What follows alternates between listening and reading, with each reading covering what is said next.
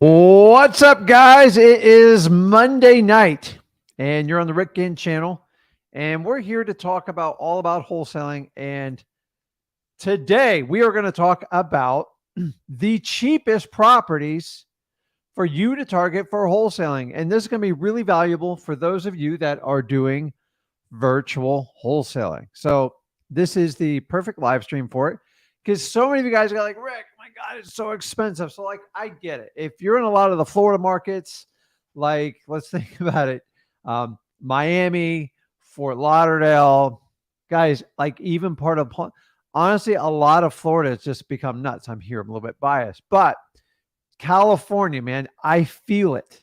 Like California, San Diego, San Francisco, LA, and then you jump over to New York City.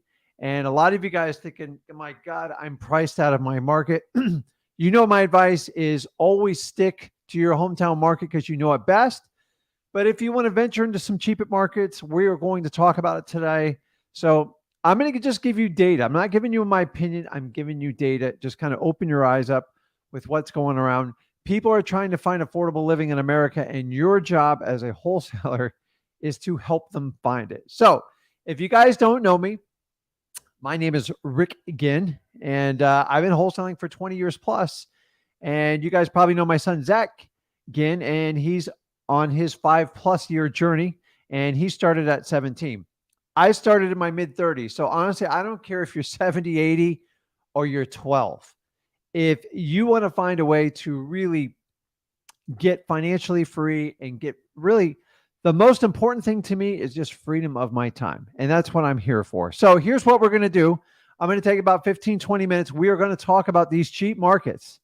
And honestly, I would love to get anybody's input, especially if you're in any of these markets or you're serving these markets. And I would love to talk to you. Now, I'm not going to tell you which markets I do because I want to keep clarity on this. I've done a lot of these markets we spoke of. I'm not active in every one of them anymore, but I've moved around quite a bit. So I've been doing virtual for about 3.5, 4 years now. And I always have done my hometown market. So I'm in South Florida.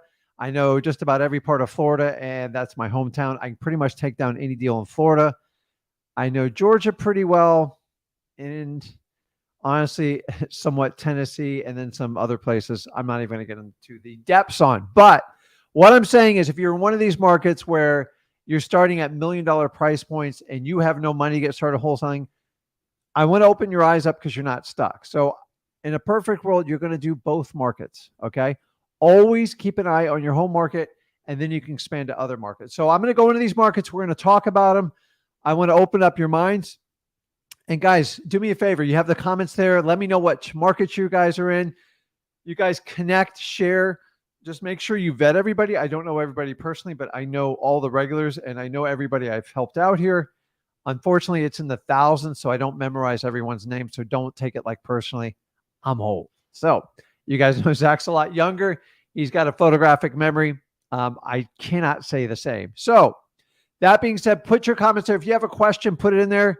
I do these Monday nights so I can get more interactions with you. And honestly, it's really been like a lot of fun. So what was I else going to say?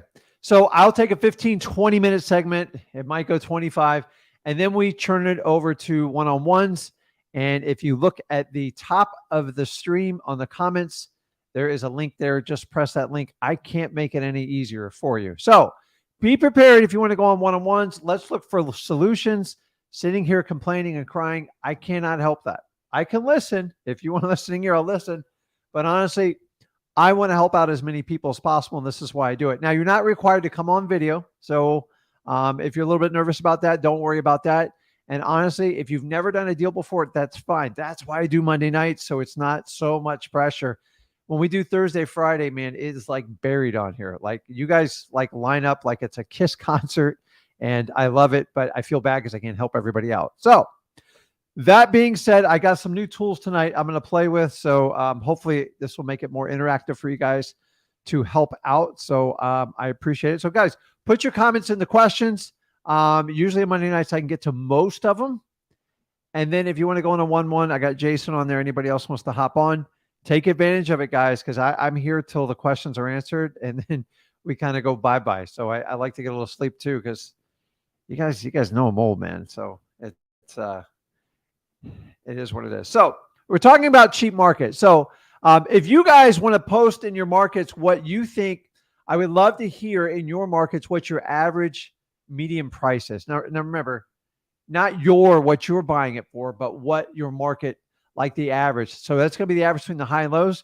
If you don't want to, if you don't know what it is, just Google it, go to Zillow, like Truly or whatever you got to do, and find it. And maybe we all can kind of share some data and help each other out.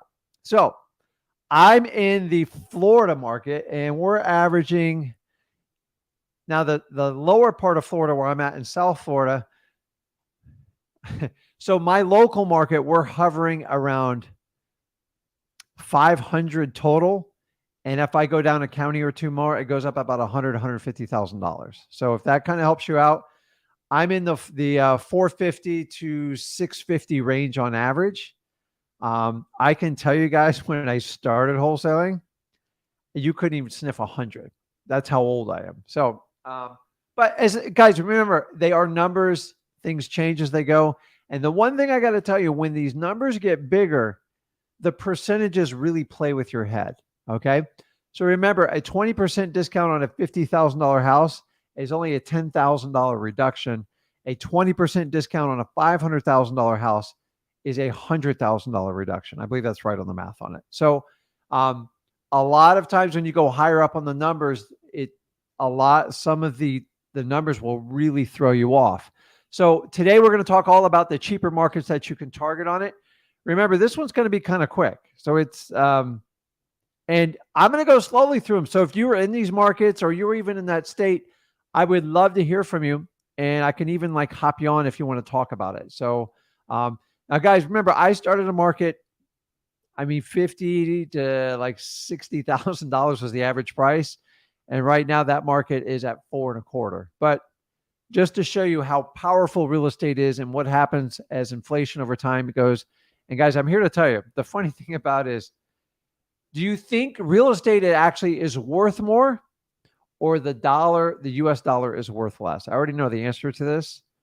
I'll let you guys kind of put in the comments what you think it is, but it is probably a combo of both, but it's more of one than the other. So I'm looking at some of these numbers. Jason's at 320. Dude, you got a lot of room. It seems like once you hit 5, that's when you start to have like some issues. Like Edwin's at, he's 500 up. I mean, Maryland, it's been around like forever. So you guys just want to, it's really good to just look.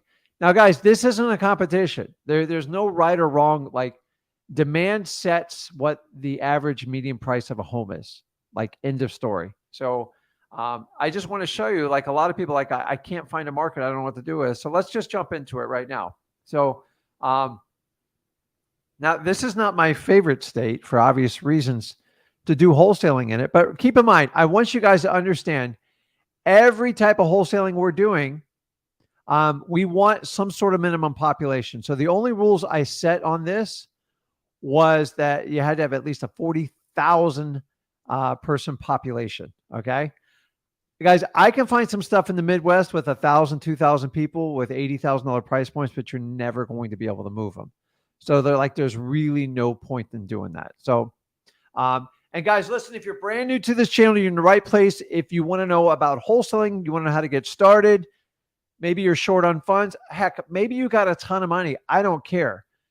We are going to give you the best course available. I've come up with freewholesaling.com. Me and my son developed a course. It's 100% free. And honestly, it's got over 25 years experience. So why would you go to somebody else? It's up to you. The whole course is transparent. You might as well work with us either first, or you can pay for a course, and almost everybody comes back to us in the end because we're just going to give you the truth. Check out freewholesaling.com on the bottom, and I promise you the whole thing's free. Guys, make sure you hit that subscribe button, because I release videos on Rick Ginn that I don't do on Flip with Rick, or I don't do on my son's channel. The idea is to kind of let you to get to know personally. So the more you watch me, I promise you, I will keep telling you more and more about me. It's like getting to kind of know a friend. Eventually, I would love to do something in person and get you guys all together.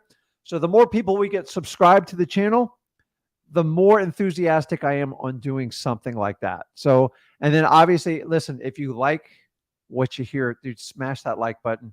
It helps a lot of people find out like what we're doing on there. So, once again, if you're new on the bottom, freewholesaling.com, that's the place you want to be. And honestly, if you've never started and you waiting to get your first deal, or you've done 10 deals and you're a little bit rusty and you want to be more efficient, I'll get you to your first 100 grand. Check it out. It's not that hard. So let's go back down. So I popped it up and I started a little bit before there. Pariah, Illinois, $113,000 average price. Now, Illinois has got some challenges with wholesaling, as you guys know. I'm not going to get into it. Me and Zach have done a lot of videos on this, but guys, there's an opportunity. So just because if it doesn't work in your backyard, you can easily go and virtually find any of these markets. I'm not going to tell you like I'm some master. You can pull these reports up yourself, okay? But keep in mind, if you want to look for a cheap market, there's a couple things you want to keep in mind. I'm not a big fan of like going into really blighted neighborhoods that are like really rough, okay? You guys know exactly what I'm talking about. I started out in a lot of those markets, and then they will drive you nuts on wholesaling. They're hard, the drama is huge, and the profits are low. And for that reason, I completely stay away from them. Full disclosure, the first 5 years, I spent a lot of time in them. But keep in mind, I was buying duplexes 20, 30,000, selling them for 50. But when I first started, I'd only make a couple $1,000s. And honestly, they were probably some of the hardest deals I ever did. So notice the population to the right of this, 112,000. That means there is a good base there. Now, when you look into these virtual markets for these cheap markets, you want to look at the demographics. And the demographics is just the data, what's going around in there. You want to know if it's growing or expanding. I prefer expanding populations. But like sometimes when you do like some of the other markets like Detroit and some of the Ohio markets, the numbers look cheap, but some people are just leaving the state because there's not as many line production jobs. And that is having a huge effect on it. But guys, check out Pariah, Illinois, 113,000. You got to be kidding me. If anybody with Pariah is on here, let's talk about it. Jesus, he's averaging 400K, San Bernardino. That's really not even that bad. That is, I believe, is that California, I believe? I think it is. I know there's probably more than one San Bernardino. Okay. So I'm gonna make this interactive. So guys, if your market pops up here or you're working it, please let me know. Coming in at our next one, you ready for this? I can't even pronounce it. I'm gonna butcher it. Tarit Hout, Indiana. And guys, listen, the whole great state of Indiana is cheap. Okay, listen, I know it's bitterly cold there. It's been there a long time, but 131,000, 60,000 is a perfect population. Full disclosure, I don't know if it's expanding or shrinking. If somebody wants to look it up, that is great data to know, because I like places that are growing, because that means the appreciation for the pricing eventually will come. We don't really care about appreciation, but the people we sell to it care hugely about appreciation. So don't discount that completely. Most of Indiana, and I've done deals there. I'm not going to give cities because you guys can find it on your own. They're cheap, guys. And honestly, these prices, it was sub 100,000 2 years ago, hands down, when I did the data. Okay. Coming in on Saginaw, Michigan. Okay. Guys, listen, my friends in Michigan, I love you guys to death, but guys, I didn't create this data. A lot of people flock to Michigan because it's super cheap. If you can deal with the winter months, or you can travel to Florida in the winter, Michigan's a perfect place if somebody wants to live there. But 110K at 48K population, it's a no-brainer. Actually, Michigan, you would think it would be a retracting market, but it's actually an expanding market. So I know that for a fact. Okay. And guys, so I want you to put in the comments what you think another like cheap state's going to be.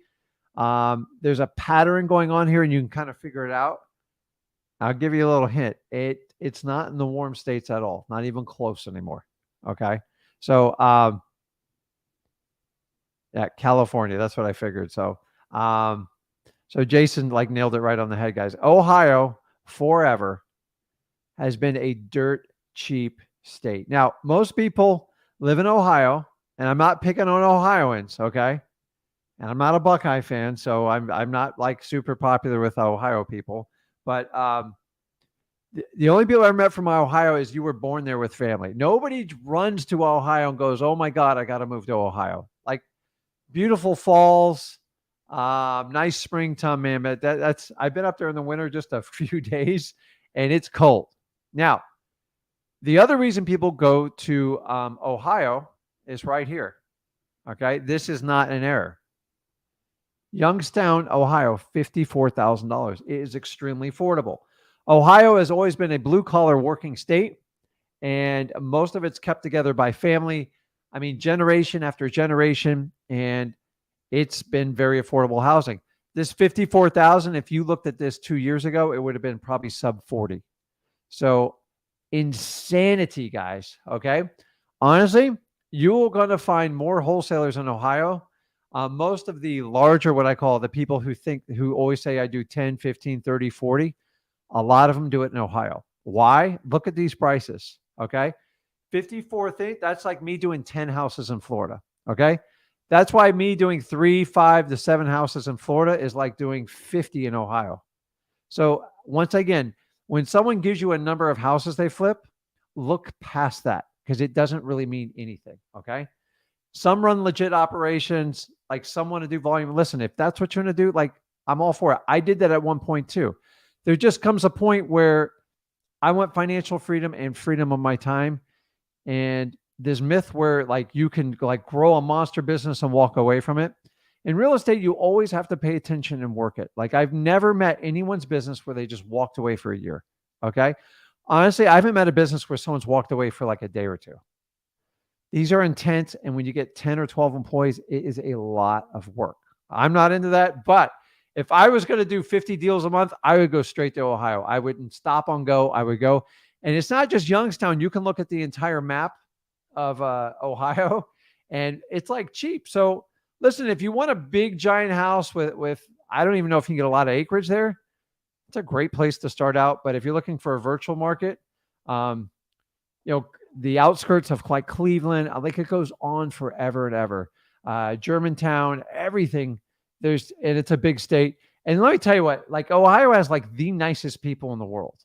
So like wholesaling, especially you guys in California, if you want a little bit more niceness, go to the Midwest. It like works really well. Now, you got to deal with frozen pipes and all that fun stuff. And wholesaling gets a little bit challenging if you do it, if you're doing it locally during, I guess, January, February, and a little bit of March, because I don't know how to get through snow. So moving on. Davenport, Iowa, 73,000. But look at that population, 102,000. Guys, if you're looking for virtual markets, I don't want you to just go, oh my God, I'm doing Davenport. Rick put it up there. I'm just showing you opportunity exists. Okay. So virtual, you like to start at like lower price points. You always want to do the stuff in your backyard. I'm just giving you ideas. Okay. Not every house is $1 million in the United States. There are markets outside. Okay. So get outside these established markets and find a niche market that you can attack, and you can do some like serious damage. And let me tell you, I'm sure now I know a few people from Iowa, wonderful, wonderful people. And the really neat thing is like when you get outside like a California, Florida, New York, like people actually get nice. Like I'm just talking about, especially you cold callers, and you know exactly what I'm talking about. Like people can be brutal. So guys, give me some likes, man. I'm dying, dude. Just one like. Come on, man. Okay. Our next one up. Erie, Pennsylvania, 165. Now that number's gone up significantly. I'm very familiar with this market. I'm not going to get into details of it, but 96,000, that number has definitely grown. It's not huge, but it's definitely there. Guys, once again, I'm just showing you opportunity. This isn't even like a teaching moment. I just want to show you what is possible in these markets. This one's going to surprise you. Georgia, Macon, Georgia, 144K. 153 population, which is exploding. This number's going way up. But honestly, guys, 144,000 is a ridiculously affordable house. Remember, that's the average of the highs and the lows when you do it. So I want to show you one more thing here, just to open your eyes up. Let's see here. Oh, okay. I'm going to share a screen here. Well, that's not going to work. Okay, I'm not going to hit that button because I'm scared it's going to bounce it off. So, so let me take a look here. So I'm going to give you a couple ideas. I'm not going to pull this up on the screen. I'm looking on my computer, so I can't see you guys right now. Detroit, Michigan, 200K. Cleveland, Ohio, 169. Toledo, Ohio, 128. Here's a really cool one. You ready for this? Buffalo, New York, 199. And never even knew. I thought that was like left field stuff. Syracuse, New York, the average listing price, 185. I'll have to verify that. That does not sound right. Okay. We've already been over Pennsylvania. Pittsburgh's reasonable, under 200K.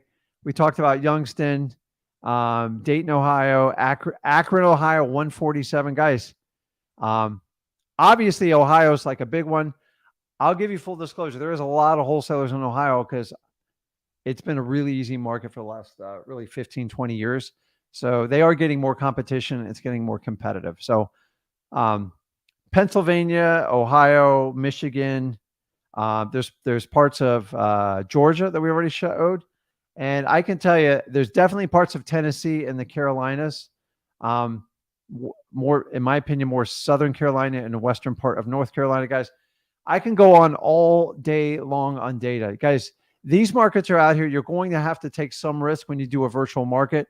But those of you that are complaining, listen, I just can't find a market. I've just ripped through probably about 15 or 20, and they're absolutely there for the taking for you.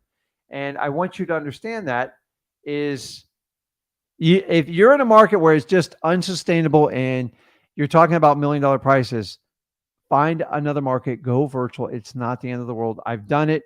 It takes a little bit of time to get it going. And I got a note on here, Kansas City. And guys, listen, you go to Mississippi, but I don't want you to get into the super challenging. Omar, thanks for that comment. I don't want you to get on there thinking, just don't go to properties that like you just don't feel are safe neighborhoods. It's just not worth it. It's a pain in the butt. So I got Swordfish on here from San Diego. So Swordfish, when you get a chance, go back and rewind this live, and I give you some ideas from the market. But San Diego, guys, I wouldn't even try San Diego because it's like you're looking at close to $1 million price points just for like, probably a fixer up there though. So so I appreciate it. And so we got our typical spammers on here. So just ignore them as usual. Nothing I can do about them. So guys, that's it. I mean, it's somebody asking us, what do you think about Jersey? And so I've been to Jersey for like 2 days of my entire life.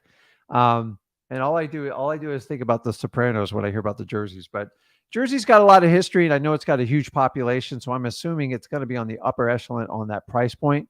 So it's, I don't know. So here's what we're going to do. We are going to hop on one-on-ones. If you have any questions, put them in the comments. And I'm happy to help you guys out. And guys, I'm here to help. So take this time to dive in your operation. And listen, you can't ask a bad question. I just want to help you guys out. So like, don't be nervous about it. The reason we do Monday is like it takes some of the pressure off of you. There's not 500 people on this channel, at least not yet. So you guys are going to help me get there. And all I want to do is help. I've done this for 20 years. There's very little you can ask me that I have not experienced myself. I run a 7-figure wholesaling operation here in South Florida. Okay. I do have virtual markets. I don't reveal them to the world because I want everyone to duplicate the exact markets. There's plenty out there for you guys to find on your own. I've given you plenty of ideas. Zach's done an entire show on this multiple times. So if you're in one of those markets that just like, oh my God, I'm in San Diego, LA, San Fran, Manhattan, Miami, this is the show for you. And actually, I would love to talk to you guys and give you ideas to help you out. So let's jump on here And first come surf, I'm gonna pull Jason on. Jason, you there? Yeah, what's up, Rick? What's going on? How you doing, man? Long time no speak. I'm So you doing guys know wonderful. Jason takes advantage of, like, I know he jumps on the flip with Rick. I know he jumps on this one, and I'm sure he talks to Zach. Listen, I take it, man. So the first person who jumps on, I always feel obligated to talk to them. But don't worry, if you jump on here, I pretty much get to everyone. So Jason, and what I love about Jason is he talks about deals, like he goes, "Hey, what do you think about this deal?" I think we talked about a creative deal last week, and we're always talking about, like, and the idea is the best thing you guys can do, honestly, is just take action and then come back and go, "Hey, I did this. This is what she said. Where do you think what should I go from there?" And you should have a process that what you want to do. And then you let me be the kind of the answer key. And remember, I'm not right about everything. I love these gurus says what I do is king. I'm king. Everything I do. If you don't do what I do, like, you're screwed. It doesn't work that way. Okay. The best way to learn in wholesaling is actually take action, do it. And you are going to make mistakes. If you don't make mistakes, you are not wholesaling. You're not even close. And honestly, when you make a mistake, unfortunately, the bigger, the more it burns in your brain. It doesn't mean stop wholesaling. Just be aware when that situation comes up and just try not to repeat it again, and you'll progress. But I promise you'll find more and more mistakes. I'm going on 21 years in this business. I made a huge mistake last week and I rectified it, but it was a little stressful. So, like, we all make mistakes. So what was the mistake? I overcommitted to something. I just dove in head first. And I just it was a multi-partner situation. And if you've ever dealt with them, they are messy. And then I just reached a little too far. It's something now the good news is I pulled out, I admitted mistake. I told them if there's a financial penalty, I'll take it. I got a $25,000 discount by doing that because I was just off on my numbers. And remember, we're in a weird market, guys. We're in a really strange market. So I had to put up some money for a deal. Now, guys, listen, I do wholesaling and I do traditional buys too with my own money. So this was a wholesale with a traditional buy, but it needed to be solved in 72 hours. So it's stressful when you have 72 hours to get a deal done. Yeah. And then I was like a big part of the money partners, and a couple facts came up and this, and I just like, you know what, that I'm not sitting down with lawyers and straightening that out. So I had to go at 8:00 in the morning. The title company just said, "Listen, I'm out." They go, but you signed this." I go, "Yeah, but I didn't know this. And this guy told me this, and I found out other stuff. And I just said, I'm not comfortable. It doesn't work. I apologize." And then they said, "Well, you're going to get sued." I go, "Well, sue me." So I had a strategy, though. You ready for this? So here's how real estate works. Okay. I'm very advanced on contracts. So when the contract came up, people can sue you for not performance. So I was on the hook. I was passed. There was no inspection period, everything. But to sue me, you have to give me the chance to rectify the issue. You get like 90 to 180 days to rectify a real estate issue. So, like, to me, I go, you know what? I can leverage this with just one stroke of an attorney and get 90-day. So I was trying to get a 2-week extension so I could do a little more due diligence, and they didn't want me to do it. And I just said, you know what? Sue me. Like, I'll get 90 days anyways. So you got a 90-day extension instead. But here's the most important, guys. And my reputation was on the line because I've been with this company 12 years, and they send me deals. And it just got like a little bit, it just got a little hairy. So in this market, guys, like I'm so used, I got caught in my own trap. I'm so used to diving in deals the last 4 or 5 years because everything made sense. Now you have to look at every angle, especially if you're looking to buy. Guys, so I buy real estate and I keep it. So I have to look very carefully. I sometimes look 2, 5, and 7 years down the road. And we had some issues with the retrofit on what we're doing with this house. But anyways, I made a mistake. The best thing you guys can do when you make a mistake is just admit to it and figure out how to rectify it. And then more importantly, learn and go forward from your mistake. So if I make them, you should fully expect to be making them. And if you're not making mistakes, you are not doing real estate. You're especially not doing wholesaling. Your first 90 days of wholesaling will be nothing but a series of mistakes. Most of the mistakes, if you stick to the plan at freewholesaling.com, it will avoid 80% of your pain. Trust me on this. Okay. Most of what I've written is my first 7 years of pain in this business. And it was all very painful. Remember, there was no guidance. Nobody really kind of knew how to wholesale when I started.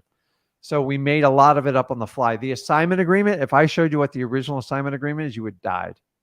It was like a paragraph. And now it's a 2-page document with every if, and, or that happens. So anyways, but I'm human. You make mistakes. You're never going to get it perfect. But remember, you don't make mistakes. You learn lessons. And if you learn lessons, that's how you grow in life. If you try to go through life not making a mistake, you will never grow and you will always stay in the same place. So as long as you don't ruin your family's financial future or anything like that, then go for it. And you're going to make mistakes. So what's going on, man? What can I help you out with? Well, I got a couple questions, Rick, but I just want to tell everybody watching that definitely jump on here. I mean, if you have any question, Rick will help you out. I won't bite, dude. Gosh, this is awesome. Going. I mean, what more can I ask for? So anyways, so I'm going to look at a house next weekend on Sunday. Okay. The seller, so pretty much she doesn't have any money, but she needs to move out of state. So she asked me if I could add 4 weeks to the contract. So after it closes and she gets paid, she can stay in the house for 4 weeks. Is that something that's doable? So let me ask you this. Does she have a mortgage on the house? No, it's paid off. It's free and clear. And what kind of price you giving her on it? Well, she started at 180. I got her down to 120, and I'm hoping to get it at like 90. Okay. So I'm gonna. So this is a good one. Okay. Let me get my Jersey comment off there. I got no problems with Jersey, by the way. I'm not.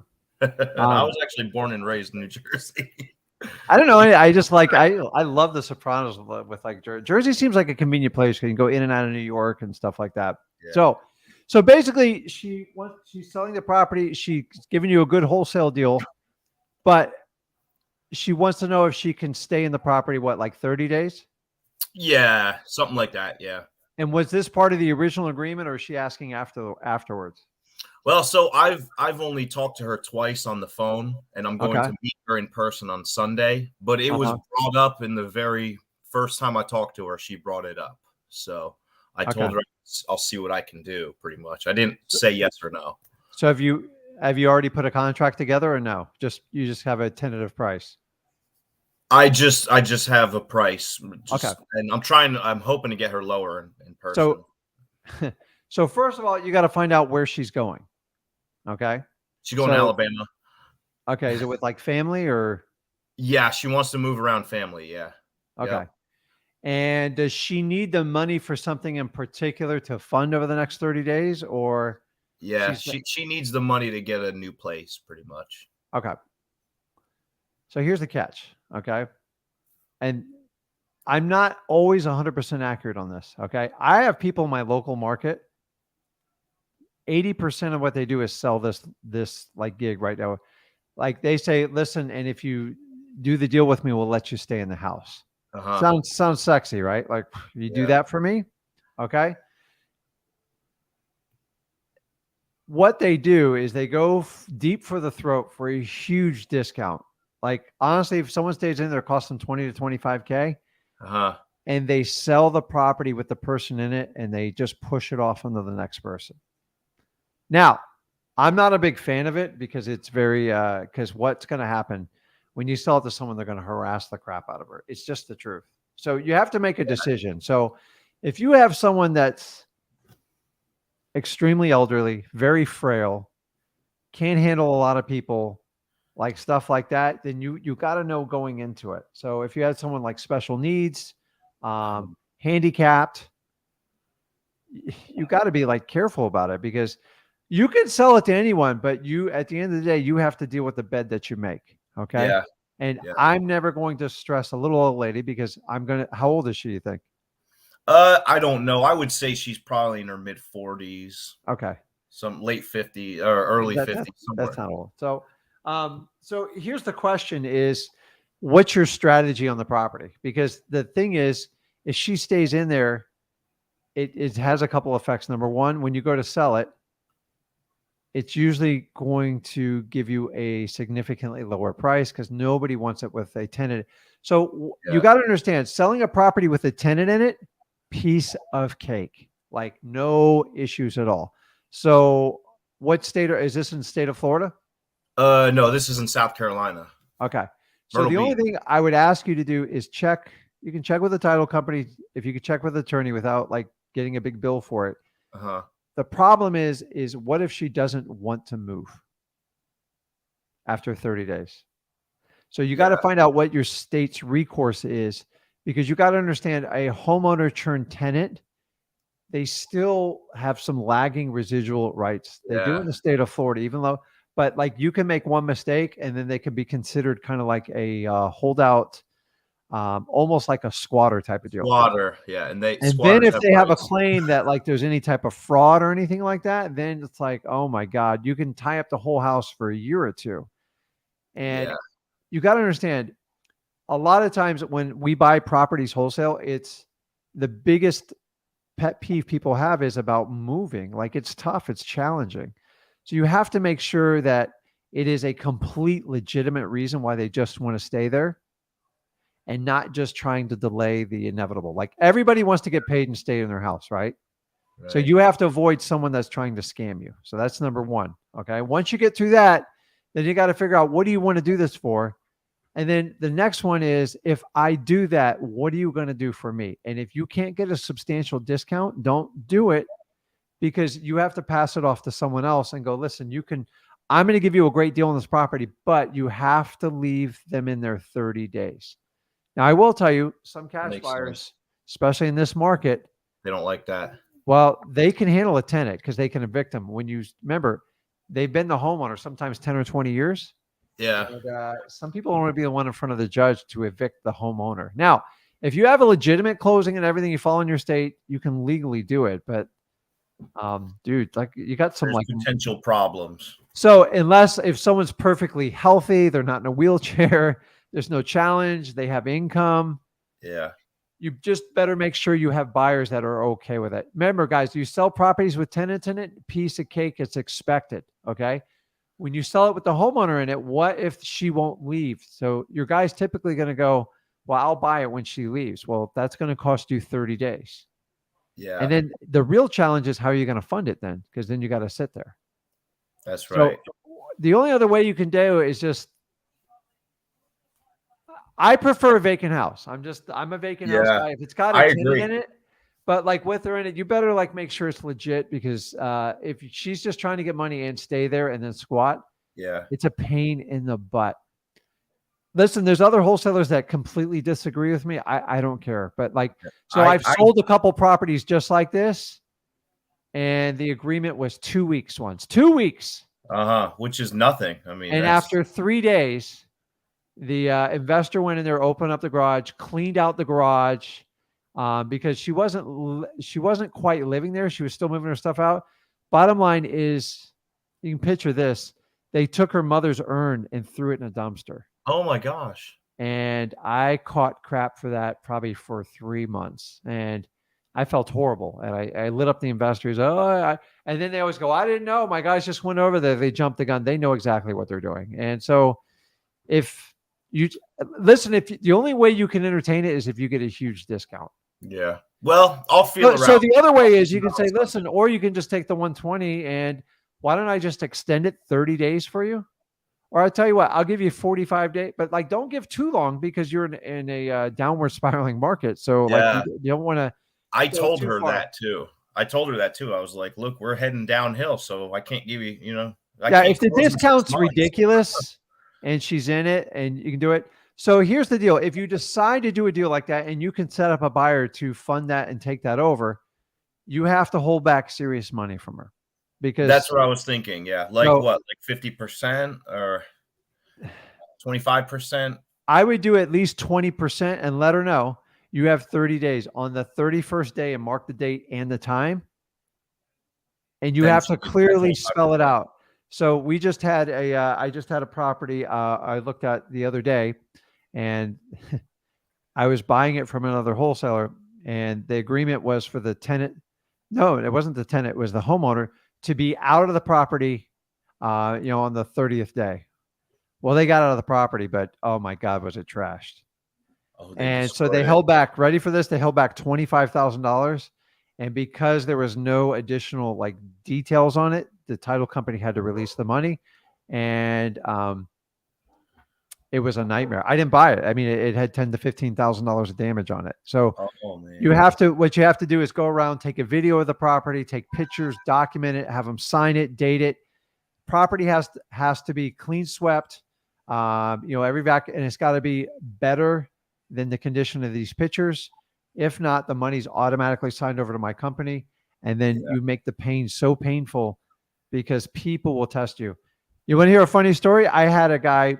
This is when Zach was like 14, 15 when this happened. I told the guy, he's like, okay, I got to move out. He was going to jail. Okay, I got him off the arrest records. I said, you got to be out of the house by the 1st. So I went over there. I was actually going by a wrestling tournament. I said, Zach, jump in the car.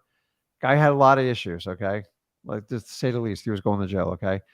He decided he was having a party on the last day. Oh no. He wasn't in the house. I pulled up. There's like 16 cars. Garage doors open. The couch is in the garage. The TV's in there.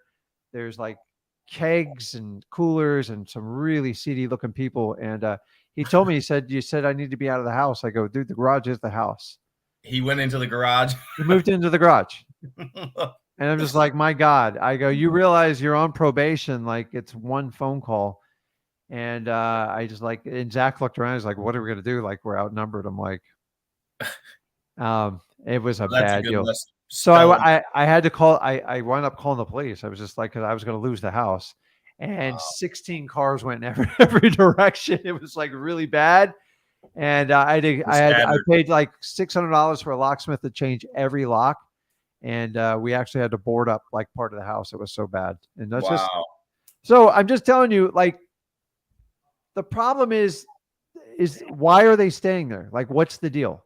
And then to go, listen, I'm going to hold $30,000 back.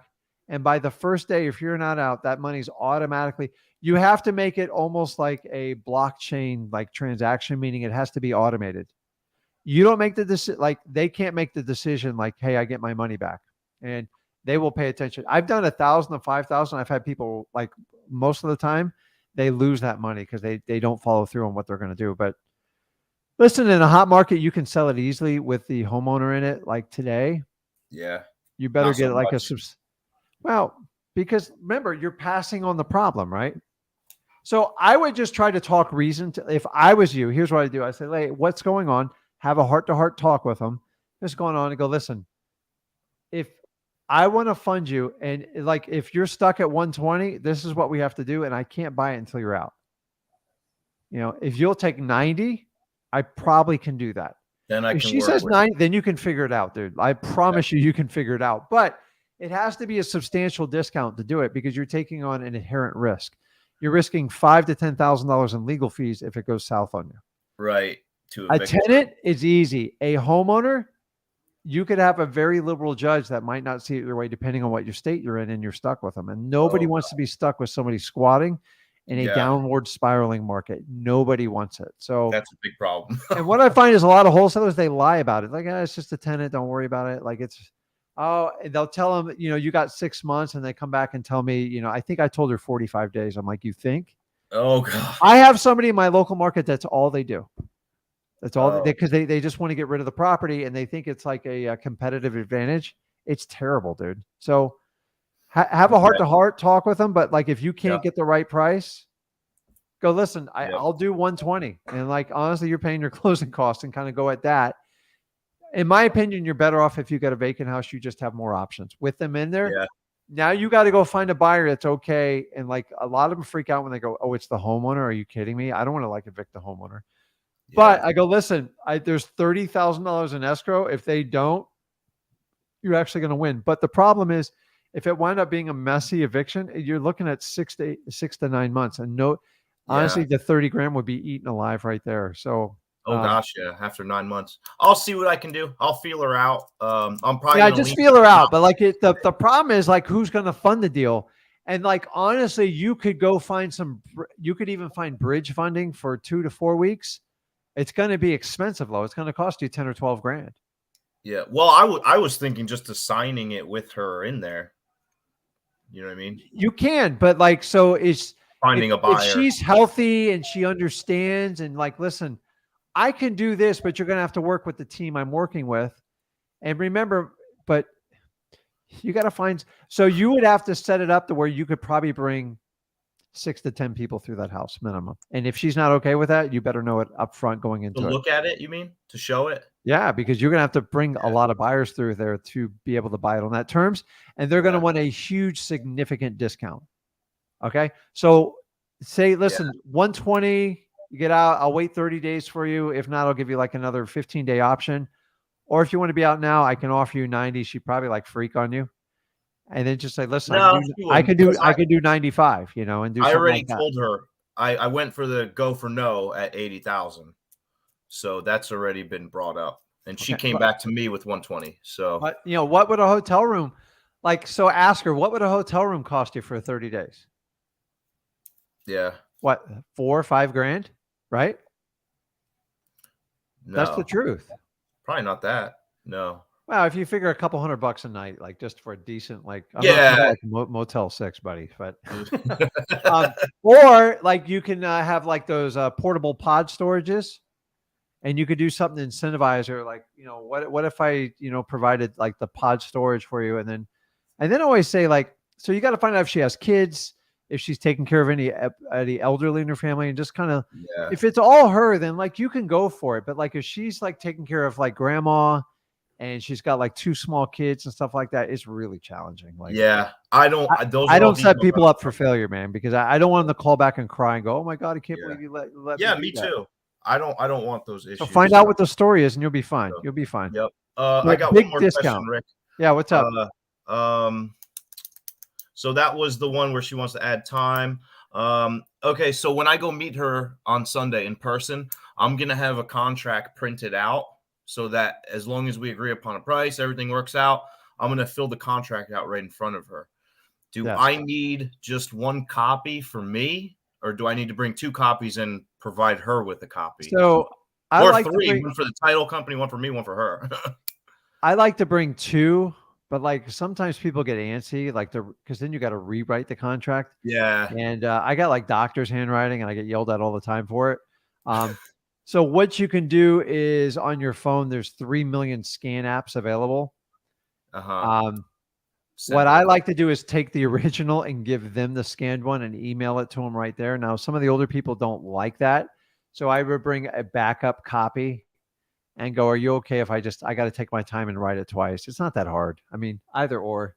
Some people Yeah, are it's okay with pretty just taking a picture of it, but Yeah. It's pretty much so- just filling the blanks because I have it all printed out Yeah. anyway. So just bring in a backup copy, and then if you have like younger people, they all want it scanned and stuff. So it's I have an app right now. I don't know, like people give me my phones. I don't have no say anymore. I hit a button and it like scans it and it sends it to the file, and it's like one goes to the title company, one goes to my transaction coordinator. Wow. That's But nice. I don't, yeah, but like I unfortunately I'm doing 30, 40 page contracts that have already been prepared for me, and they're like, you got to get all these signatures. I'm like, what? And I get them good notarized, and then the old days I used to go over like Kinko's and stuff like that. We just don't do that anymore. So Notarized. just bring 2 copies. Yeah, You on some of the agreements you do, you got to have them notarized on commercial That's not stuff. like a normal one. No, it's like a lease and stuff like that. Oh, okay. So they have to sign the lease and all this. I'm learning as I go. I'm not very proficient in commercial, guys. So I do commercial deals, but like I'm a wholesale residential guy, so I'm trying to step my game up. It's exhausting, man. To spend 10 grand just to do due diligence for have it to fall through is painful, but it's just part of the business. Yeah. But, okay, Rick. Well, thank you so much, man. Okay, let me know how it works out, but just I'll do it. find out if it's just her and she's got and then you can get traffic in there, go for it. But if she's got a lot of dependents and stuff like that, just say, listen, would I do this to my own mom? Like, no, but I don't think she does. I think it's just her and her husband from what I know, but we'll find out. Okay. So, yeah. So you're going to have to spend more time on the buyer side on that one, like a lot. yeah. And be brutally honest up front. Don't lie to them, because that's when everyone calls you and go, you told me I had 30 days and this guy's beating on my door in 2 weeks. And you go, listen, if you beat on that door before 2 weeks, we're going to have some problem. Like you can't do that. But like, Right. here's the problem. Once you sell it, you have no say in how anything goes. Yeah. And that's, I want to make sure that the buyer is very clear on everything. That way I'm not, But everybody's on like the same page. she doesn't have any other buyers for it. And sometimes you're the only option. They're fine with you like doing that deal. You just got to, so Yeah. what I do is if I get a new buyer in, like, and they walk through like the contract, I will probably bring them back by and introduce them to it. So like they can put a face with the property they're buying. So like they'll honor the agreement. The problem is people have paper agreements, and one guy say he signs the contract and then he's got a partner or something. And the partner goes, I said, I'm sending the rehabbers in there. And then you get like, dude, like she's a little old lady. What are you doing? Like I told her 30 days. And this is my problem, dude. Like if you're not going to do what your word says, don't do it. In my market, nobody follows the word here. Like it's really bad. It's like every one of them, like, how long did he tell you? He told me that you could leave in 45 days. He goes, oh, I told him I had to be here for a year. I just had one less than 2 weeks ago. That exact scenario. I'm like, really? And I go back. He goes, well, I figured you could wiggle it, Rick. I'm like, that's ridiculous. If somebody did that to me, I'd be like, don't talk to me ever again. They do it all the time, man. I don't want nothing to do with you. So guys, if you're ever buying a deal from somebody else who has somebody in it, this is what we call an estoppel letter. That's where you get it in writing from the tenant. Like, what did they tell you? And then the other reason is you should have a copy of the contract. Now, wholesalers don't always honor and put all this fine print in the contract, and that's how they weasel out of these clauses. Yeah. So keeping a homeowner in a property in a wholesale deal, in my opinion, is a really bad idea. It's a recipe for disaster. So if everybody's got full disclosure and they're okay with it, and it's one of the only fixes for it, go for it. But in my opinion, usually when they're staying in there, there's usually an underlying reason. Either they're lying to you or there's like extreme hardship in the family, and you have to make that decision on your risk tolerance. Because the problem comes to funding. A guy like me can handle that, but like I had a fourplex once. I did this. I got a smoking deal, and she lived in one of the 3 units. I'm like, how bad can it be? Took me 5 months to get her out of there. 5 months in the state of Florida, because she was the homeowner. She had additional rights, and they argued it and they disputed it. And then I should have hired a lawyer to do the contract, and I didn't. And the lawyer kind of pinned me against the corner, and they stalled it forever. So how long ago was that? A couple of years ago? That was a while back, but it's like I was running with my head cut off back then. I was like, it was 5 years ago. Yeah. But it was a fourplex, right? I'm like, okay, she can live in one. Like it's 30 days. It made sense. And she turned from this sweet, she wasn't an old lady. She was young, significantly young. She turned into like this crazy woman. Like, it was like my girlfriend from high school. I'm like, oh my God. Yeah. And everything was a lie. Like she said, everything I told was a lie. The contract was basic, and I put in there has 30 days, and like they picked it apart. And then the attorney's like, well, did it mean 30 days from this date or that date? I'm just like, so it cost me $5,000 in an attorney in 5 months. Wow. And we held back, ready for this, $5,000. So I wound up losing in the deal. So I still made my money back, but it was the disaster. That was a wholesale, or that was a property for you personally? Well, that one, I was going to hold it because it's a fourplex. It had a lot of value, but like I couldn't get her out of that one side. And then, my God, that one had so many roaches in it. It was terrible. Oh my God. It was so bad. I'm like, how can you live with all these roaches? But like I don't know how people live like that.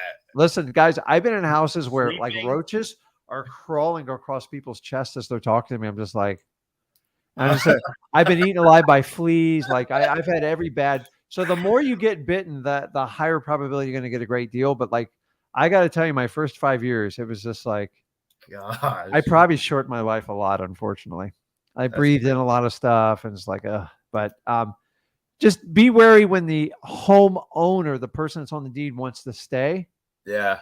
Because she is like if you get you get a captive victim, by the time like they get the recorded deed and stuff, it's not easy. So it's we've even had problems in Florida, and we're one of the strongest states for eviction. So I'm just I would get the assistance of a title company, or more likely an attorney, to write an airtight contract, and then you should have some sort of separate agreement. So the catch is sometimes you have to have a separate agreement from your purchase and sales agreement, or even your assignment agreement. So that provision carries on to the new wholesaler. So I would do a 30-day lease, and then I would have a holdback on that. Yeah. So I would put, money in Like 2 escrow. protections pretty much. Yeah, and go, listen. So the guy goes, well, what if she stays? I go, you get 30,000. You think you can deal with that? Yeah. And it better be like airtight. So you're going to have to make it very one-sided for your new cash buyer, because $5,000 is not enough anymore. The I don't $5,000 think so, alone, yeah. because you got to go, listen, what if it took him 6 months to get out of there? So you figured $1,000 a month legal at 6,000 fees. plus another 5,000 for attorney. Yeah. You're looking at 12 to 14 grand. And then if they trash it, it's another 15 to 20. So Yeah. 30 is not even a lot of money. And by the Plus way, when you say I'm going to hold depreciation. back 30, they're like, nah, I'll just get out. That's what they usually say to me. Yeah. Which I I used would to do. prefer. So give it a shot. So All try right. to steer her toward the answer you want, and think of every objection before she says it. But a lot of times you look. So like, here's another story real quick, and I'm moving on. Oh, you're good. I had a deal where the lady called me. I think this is Zach when he was 16, because I took him to some new deals. No, he just turned 17. So I was still going on appointments with Zach, and we got a call off of Bandit Sign. The lady was super fast. I was like, okay, I got to go with you, Zach. You're being set up. I'm sorry. Like, nobody gives a house away this fast. It was too good. She went there, what really, really old 100-year house, one of these original old Florida homes. She goes, I'll give it to you for 5,000. I just looked at Zach. I'm like, there's Something's no way. wrong here. So she even had the paperwork. She wanted to do a quick claim. I go, listen, I'm not going to do a quick claim. I can have it done in like 5 days. Like, I've got to do a little research. So we agreed to come back the next morning. So we brought all the paperwork, and we prepared everything. And then she goes, listen, my brother lives with me. He was born in this house. Ready for this? He was born in this house. And then he's lived there his entire life. He's 56 years old. So he's been in the house for 56 years. Okay. It's a long time. And then, by the way, my brother takes care of his disabled wife that lives here. She's a paraplegic and she can't move, and he feeds her by spoon. When I saw it, I go, I can't do it. I looked at Zach, I go, I can't do it. Lady goes, I will sign the house over to you right now. I go, I can't do it. Like, I asked him, I go, are you guys interested in leaving? He's like, I don't even know what you're talking about. I go, your sister's trying to sell the house. He goes, I have nowhere to go. I'm broke. Oh my God. She goes, well, I was going to give him $2,500. I go, he goes, well, I was going to take him over to the Elks Lodge. And I'm like, I just drop him off. my number if it ever changes. And I mean, there was holes in it was a really bad house, but I was just like, that's so crazy. sometimes you guys just got to go, I can't, I can't do it. I can't kick a paraplegic out of a house. A lot of wholesalers would. I won't do it. There's just certain things I go, I'm not kicking her out. I'm not doing this. Yeah, I agree. I've probably passed on 300 houses in my life. I'm just I can't sleep at night doing stuff like that. And it happens all the time. I mean, it's endless. I go, there's just some things I want to do. I have two people hey, listen, if you bring me a bag of cash and slide it under the table, I'll do the deal. And I won't tell my sister about that 10K in cash. I'm like, I'm not doing that. I can't believe people would do that to their They do it all I think it's a Florida thing. It's a Florida thing. And by the way, for a true story, I got it sometime on this channel. I've been detained 6 times in wholesaling by a police department. 6. For going into the house, you mean? A little bit of everything. A little bit of everything.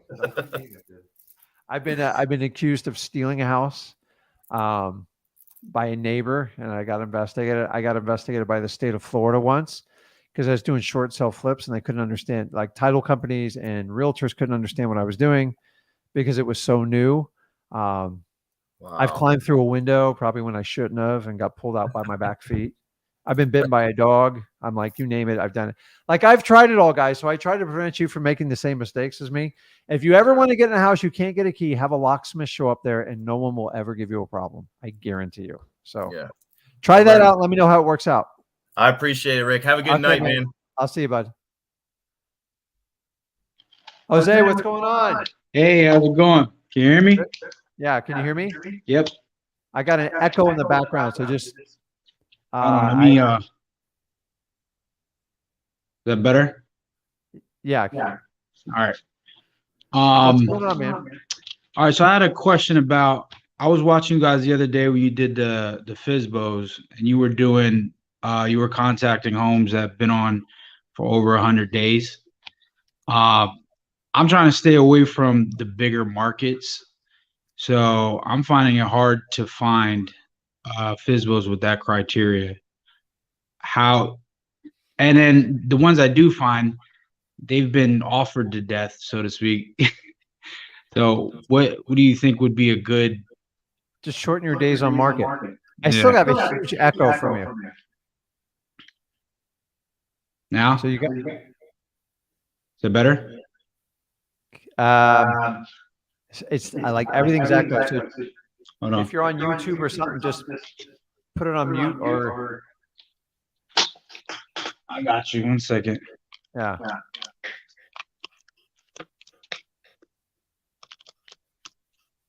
I'm not the techo guy.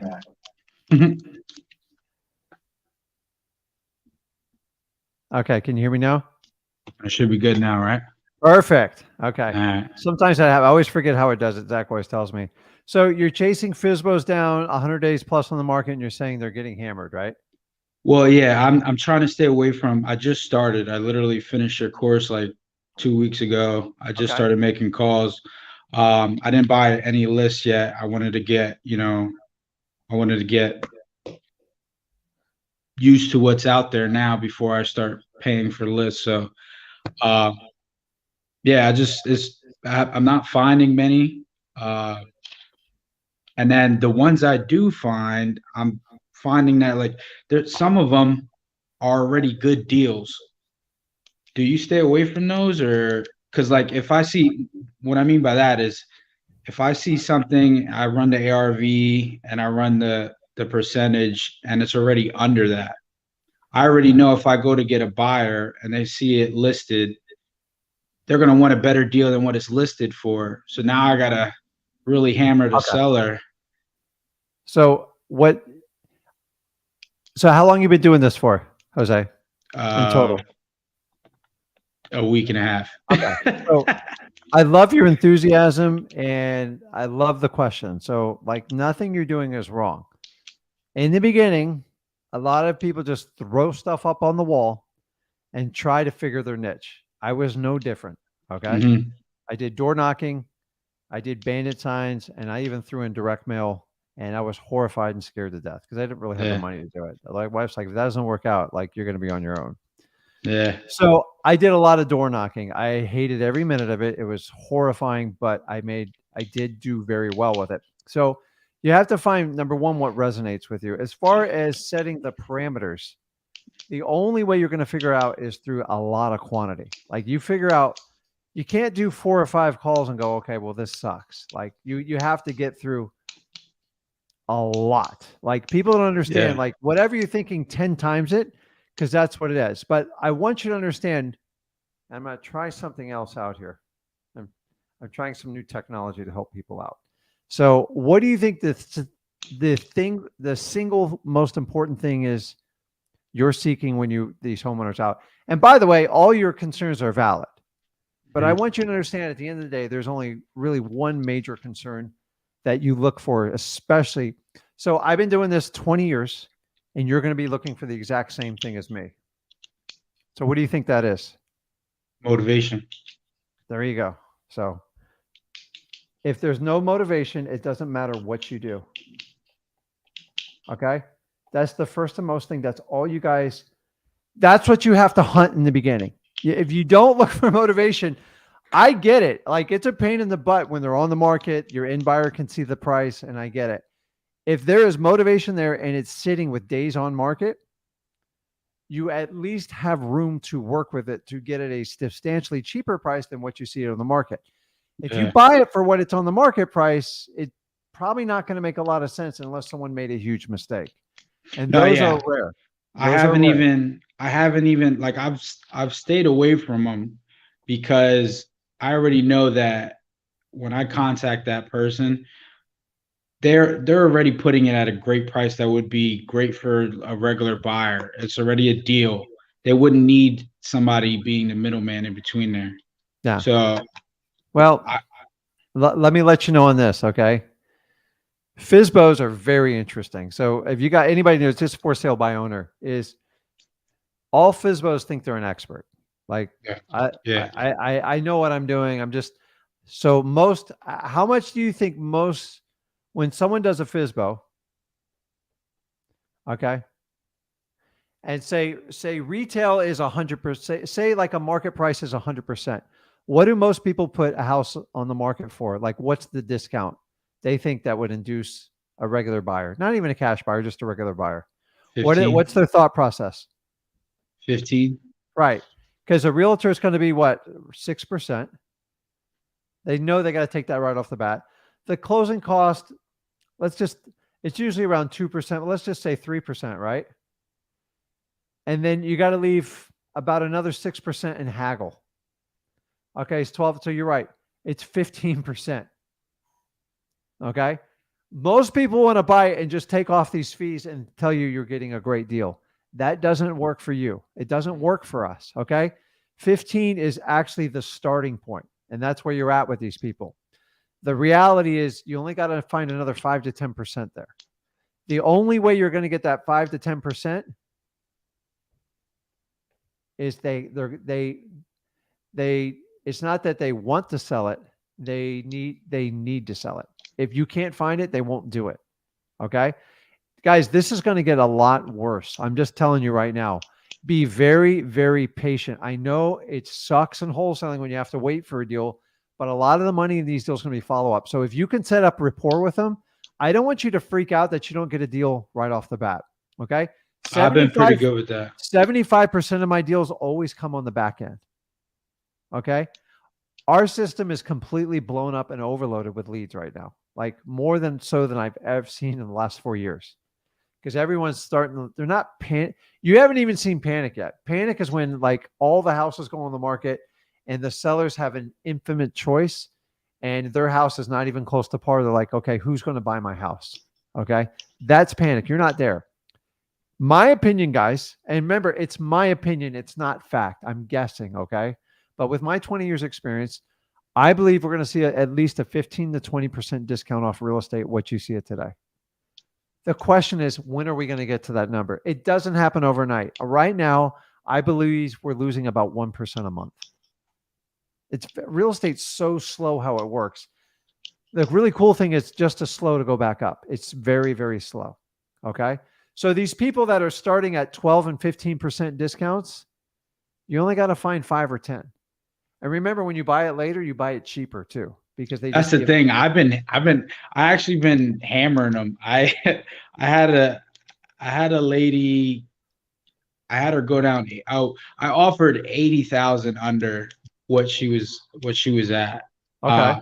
I did a great job, explaining how I got my numbers. I took a lot of notes when I watched your guys' 30-day challenge. So Yeah. I love the 2-hour, videos. That not only did you get across what you were teaching, but then you had a lot of people with questions, and that answered a lot of things. So I had that down. Yeah, I'm just like, you're on the right path. I just want you to understand you're in a strange market, and it's a really good thing. If you can figure out like the principles of wholesaling now and have some discipline with it, you're going to do very, very well. You got to understand, over the last 4 years, everyone's been reaching in wholesaling. Actually, I'm going to tell you, there's been very few wholesalers over the last 4 years because everybody could put something under contract, get it at a 5% discount, and get someone to overpay for it, even retail. And everyone's making 10, 20 grand and like, this is the greatest thing since sliced bread. I already told them, you guys are going to get killed when the market goes back to a normal market. So how many people have you reached out to in total? And I'm not picking on you. I'm just here to try to help you out. No, yeah. Like I said, I only made my first phone calls last Wednesday. I've reached out to 5 people. I got a hold of 3. Okay.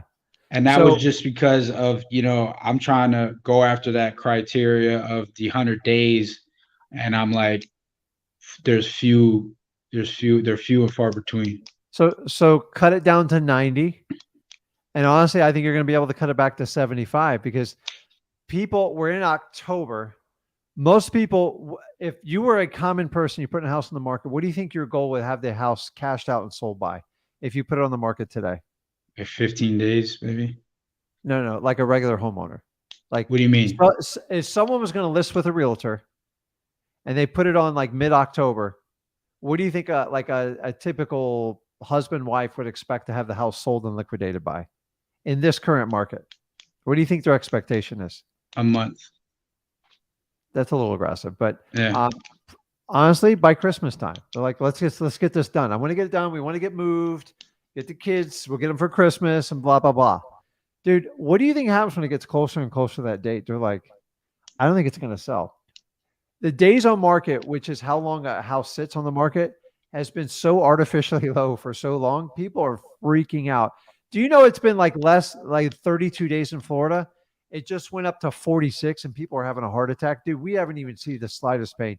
In 2009, 10, it was like, oh, it was close to 112 days.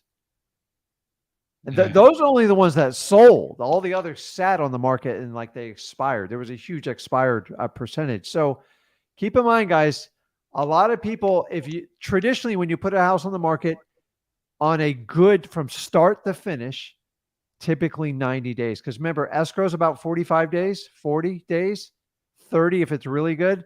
And then it's another a month or two to market. That's 90 days total. Okay. As these numbers go up, people just don't have 5 and 6 months to put their house on the market. Most people sell a house for a reason. Okay. Now, the ones that are financially prepared and like it's planned and they're moving with their corporate, whatever, those aren't our customers. Okay. We're looking for the houses that need work. People are stressed. There's some issues with it. A regular realtor can't help them out. They don't have money to fix it up. And they go, listen, I have some equity in it. They're going to have to exchange speed and convenience with a wholesaler. And those are the ones you're just targeting. The only way you're going to find those is take your 5 to 10 calls and turn them into 500. And you will find them. You're not going to find them in 5 to 10. And I tell you, the follow-up, just put good notes in there and be patient. Guys, What do you can you come back and harvest a lot of money on the follow-ups. What do you think the best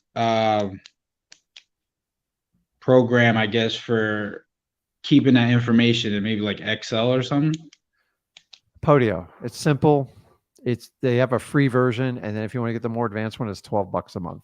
Like you can't beat it. Like I'm just telling you, and by the way, I've owned every CRM known in the world. The CRM's never going to make you money. It just kind of keeps you organized.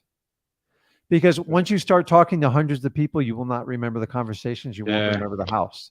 So once you have it in there, like to me, is if someone calls and go, hey, this is Sally Smith, I can put Smith in the search bar and all her information pops up. And I look like a hero. Okay.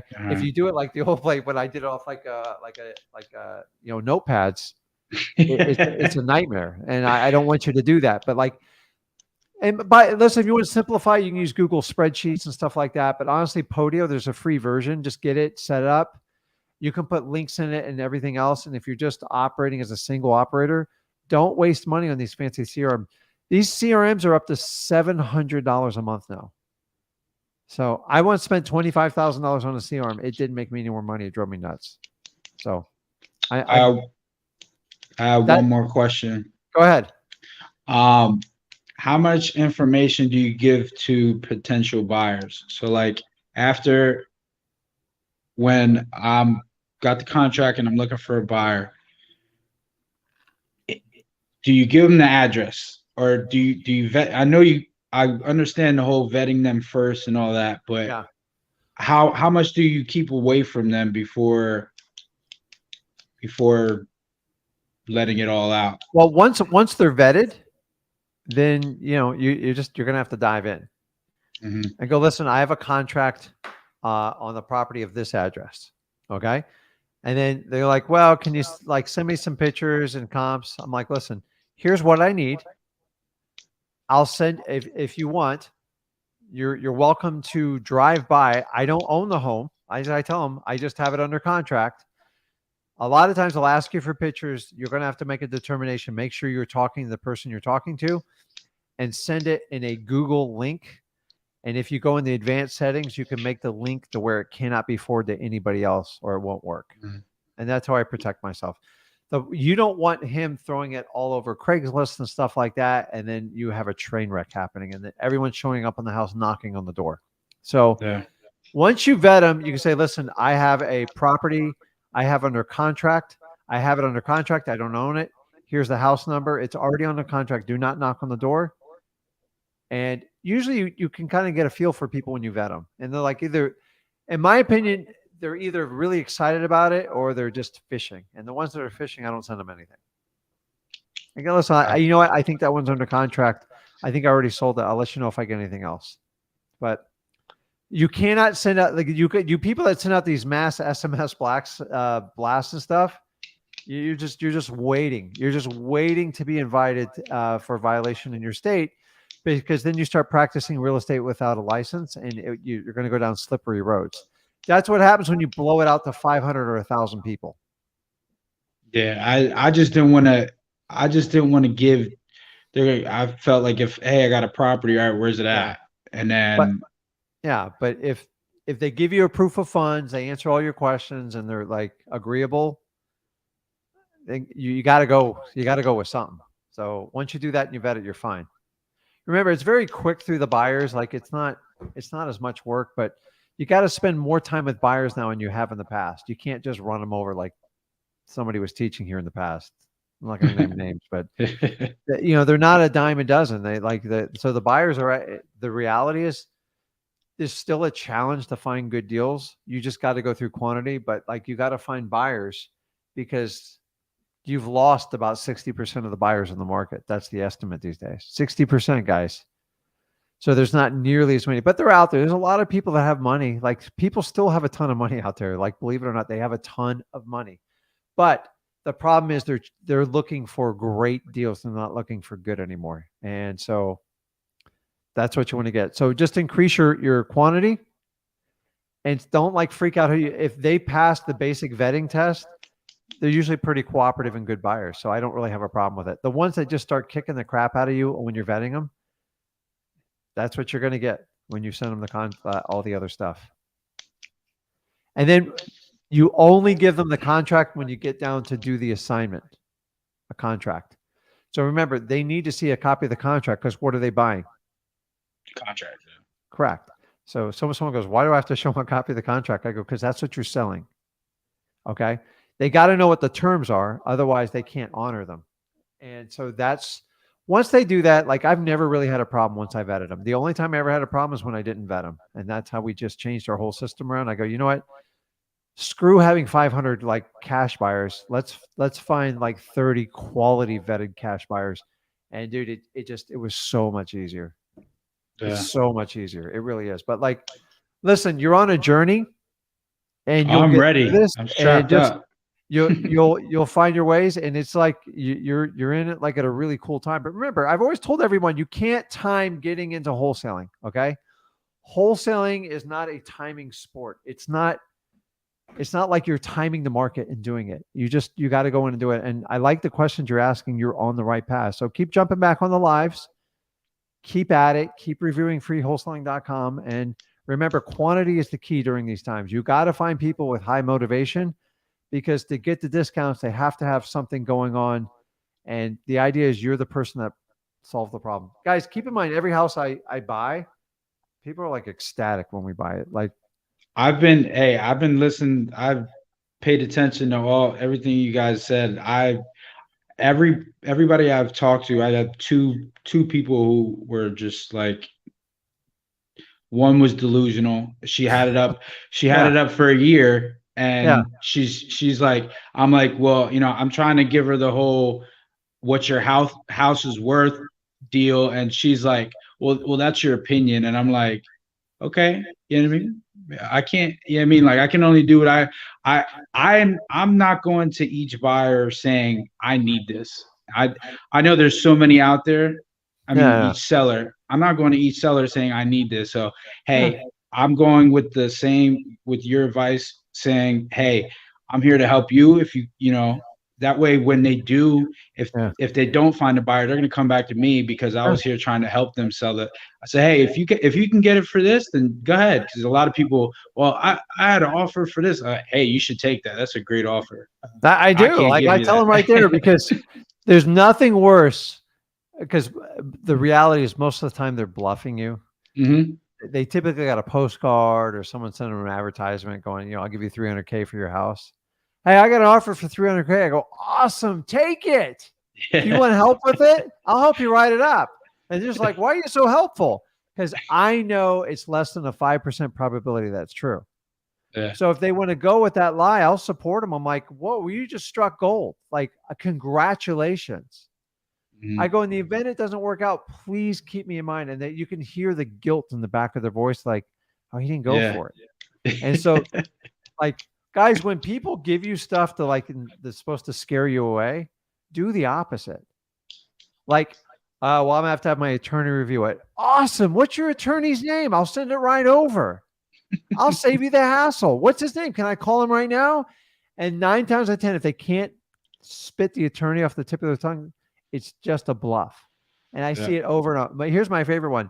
Well, my neighbor said they're going to buy it. I go, awesome. I didn't know your neighbor was an investor. I would have never come here if I'd known that. Did you get a proof of funds from them?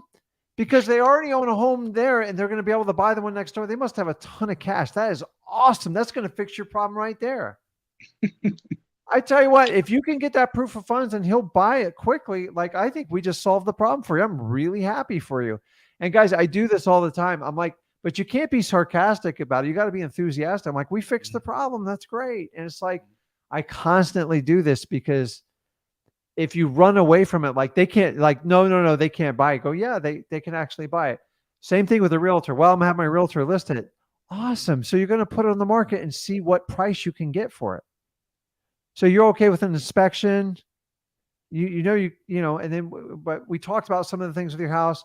Oh, you're okay with financing contingencies. And I go, listen, if you want to take 120, 180 days, like, go for, like, I think that's awesome. Like, well, and then I always remember, why did they call me? She said she didn't like realtors and she didn't want to go through exhaustive inspections. So I already know she doesn't want to do that. So, like, you threw out a bluff. You really got to listen and pay attention, guys. Like, make sure, like, your head's in the game when you talk to these people. You're completely clear-minded and you're ready to go, because you've got to be sharp, especially on the phone, Jose, because you can't see them. You give me somebody in person, I will take them 9 out of 10 times down because it's easy. On the phone, it's a whole different game. It's a whole different game. And that's the challenge in the virtual markets, because you can't. If you give me someone's eyes, you can read people's eyes. Yeah. That's the same with text. I'd rather speak to them, because if I give them an offer through text, then they can think about it. But when you speak to them, they feel like they have to answer you right away. Yeah. So it's so like, listen, I'm telling you, dude, I got 20 years of pain in that freewholesaling.com. Like, use a lot of it. It will save you like a huge hassle. I'm and then all you're still about gonna it. have to fill in the blanks. And it's, I'm all about it. Jason could tell you it's a journey, dude. Like, and every now and then someone gets a deal like in the first 2 weeks. I'm the first to tell you it's possible, but it's not the norm. And that's where you guys get, like, snowed over on all these courses. Like, sign up with me, give me 10 grand. I'll make you super rich. And, like, we'll figure this out. And you'll be like, all your problems will be solved in the first month. It's not the reality. That person does not wholesale. They collect coaching fees and they run a pep rally. And that's why all their courses have an expiration on it. Okay. This gig right now, I'm telling you, it's a 6-month commitment. You get through 6 months. There's a guy on here, Jason's been through the whole thing. Dude, I almost, like, he was killing me the first 2 months with the questions. And I just said, hey, do this, do that, do that. And like, I hit him really hard. I'm like, dude, like, welcome to wholesaling. This is the truth that no one will tell you about it. And that's why people really enjoy this channel, because I tell you what you need to do. My recommendation to you is just expand your quantity. I'm telling you right now. I think anytime you're learning something, especially from somebody like these gurus you talk about, that's clear cut, but you're learning through these one-on-ones here when somebody's giving you, examples of stuff they're going through. I've learned so much. That's where a lot of my notes have been taken from. You know what I mean? From these are invaluable. So guys, the most important thing you understand is Jose's on the right path.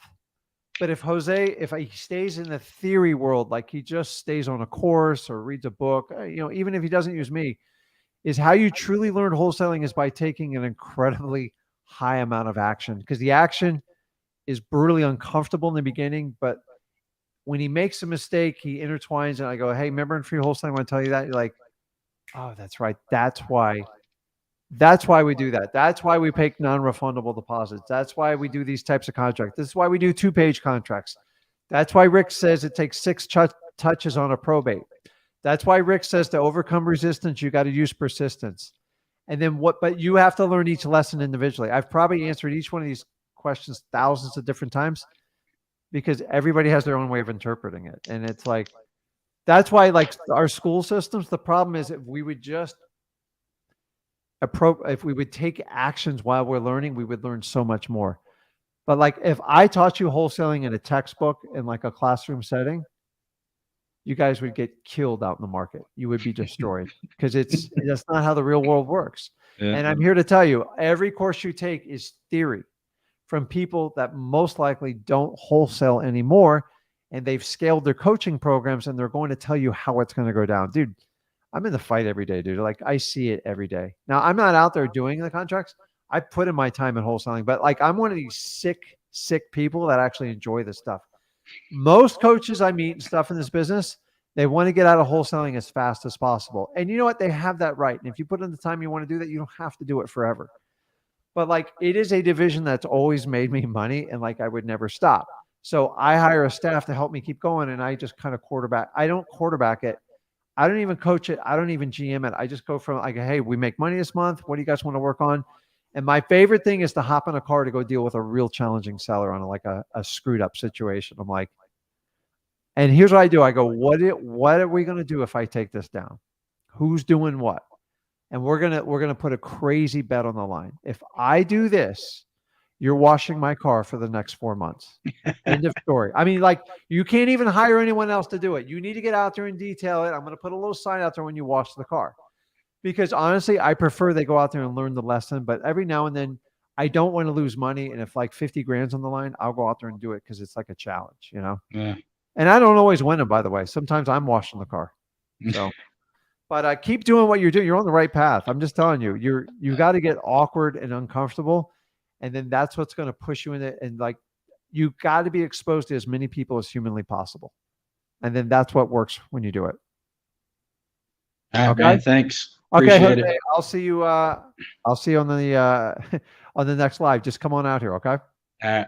Okay, awesome. Yeah. Okay, let's see here. Nico, you there? Yo, Rick, can you hear me? What's going on, man? Yeah, how you doing? Hey, I just had some questions, man. So I'm over here in DFW. So I was just wondering, like, what is a good marketing strategy in this area? Because I've drove for dollars, but I have trouble because it's such a large area, and I usually just get like stuck in different areas. So I don't know if you know the area too much, but I'll be in like Fort Worth, and then I'll end up in like Haltom somehow. So okay, so take a deep breath. Sorry, the first thing, so if you want to do, so how long have you been doing this for? So I just started taking action like these past 2 weeks. Okay. So you want to get organized. Okay.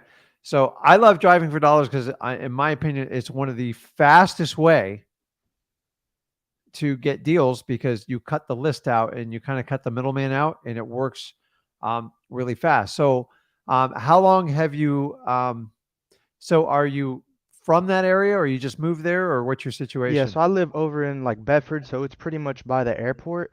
Okay. So I usually like just drive for dollars after work or whenever I got time in general. I just spent a night. I got stuck over there in the layover there a couple weeks ago. That's fine holiday in the DFW area, but God, it was hot there. So you just want to become organized. So you don't want to just get in your car and go driving. Like, I'm okay with that. Like, do it around the neighborhood, but like, pick a neighborhood. One of the easiest way is if you want to use like a paid service, a free service, you can use Google Maps, whatever. Look at the area and look at houses and look at the average median price and make sure you stay at or below that first and foremost. You know Gotcha. what the Yeah. So average I median probably price got is? like, I'm sorry. Do you know the average median prices in the markets you're Yeah. So I would attacking? say right now it's probably like 350 to 250 where I've been looking, kind of the Okay. general area. So the lower the better. You just want to stay out of the hood. Yeah, for sure. Okay. And then you want like a lot of houses that look similar. And you can simply go from like a satellite view and you can kind of look down there. So you try to avoid it like HOAs, but you're looking for like large areas where you can drive by potentially thousands of houses. They're easier to pick out. Okay. If Yeah, you so want I a have been super getting, sorry, I have been getting leads, Rick. So I got like 300 leads just from okay. driving for dollars. But I've been struggling because whenever I skip trace them, like the good leads, I never get anywhere like with them. So sometimes it'll be like a landline, and Okay. then obviously those are not in service really. So every time I call, it's like my good leads just go down the drain. So which leads are how are you skip tracing? Just using truepeoplesearch.com. Okay. So you can do it the freeway. If you ever get around it, you can use Zach data. You can try that. But like if you get like big quantities, you got to calculate like what's your time worth because True People Search, it's good, but it's a manual and it's a pain in the butt. But we advise using the beginning so you can put some money in your pocket. Okay. You can look at some of the paid data. You can get them as low as like 10 or 12 cents. But like I get it if it's not in the budget. Okay.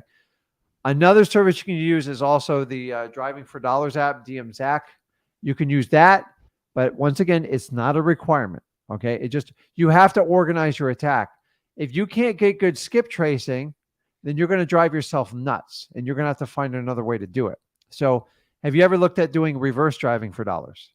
Have you seen Okay, that that was actually strategy? what I was gonna ask. So I tried to do it once, but it was like when I had just started, so it was very disorganized. Okay, But like I so would put the sticky notes reorganize with my it. girlfriend on the doors, and then they would call me back, but then I would just never get back to it, which I know is Okay, irresponsible, but well that's so fix it. So drive reverse driving for dollars is it fixes your skip trace problem. So you can do a smaller batch of skip tracing because I know it'll drive you nuts if you don't get it. And then when they call, you got to answer the call live. Otherwise, it loses all yeah, it's effect. pointless. Somebody sticks a note on my door and like I call them and they don't answer it or call me right back. I don't trust them. So you lose trust and authenticity. So if you're going to do it, let me ask you, why wouldn't you answer the phone when they call you? I think it would just be like I was at work at the moment or just Okay. working out or doing something, you know. I mean, Okay. I don't know the exact circumstance, Listen, but if you're at work, I get it, but like working out, answer the damn phone. Like, who cares? yeah, for sure.